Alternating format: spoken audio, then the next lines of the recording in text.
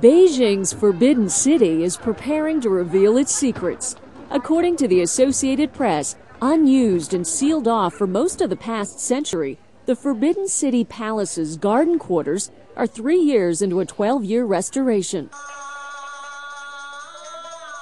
Never intended as a simple hideaway, the garden quarters were built in the 1770s by the 5th emperor in the Qing dynasty, which set a standard for opulence. Screens inlaid with rare hardwoods, intricate silk embroideries, and delicate carvings of jade and bamboo are just some of its treasures.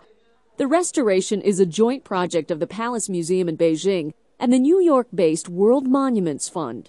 China at that time was the height of its power in terms of money and access and resources. So he built what would be, your paradise on earth for a man that thought this is where he'd spend the rest of his life. So the whole construction of this place was based on sort of an extravagance and idealization of beauty.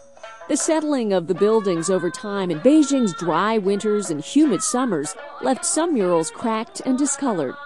Experts separated the paintings done on silk from the walls and ceiling, restoring them in a separate studio before returning them to their original location. The murals of a green pine, cranes, and vines of purple flowering wisteria posed a challenge. There was Chinese paper that's behind this silk mural that was created in the 18th century, and it was really fine paper. That paper doesn't really get made in China that readily now. But we didn't want to buy paper abroad. We wanted to really use the traditional Chinese way, so we found a Chinese craftsperson up in Anhui province who made paper. Yet the greatest challenge was finding craftsmen who could replicate the refined decorations that are no longer fashionable. In China, artisans who've preserved techniques for using the inner skin of bamboo and bamboo thread in woodworking were found. These skills were needed to restore a 2-story screen in the apartment's entrance. The protection of interior decorations has always been one of the palace's weak points.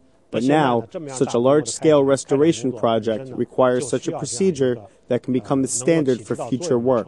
So this is a significant contribution. Though the emperor abdicated in 1795 after a 60-year reign, he never moved into the quarters, perhaps to stay in the western half of the palace to watch over his son, the new emperor.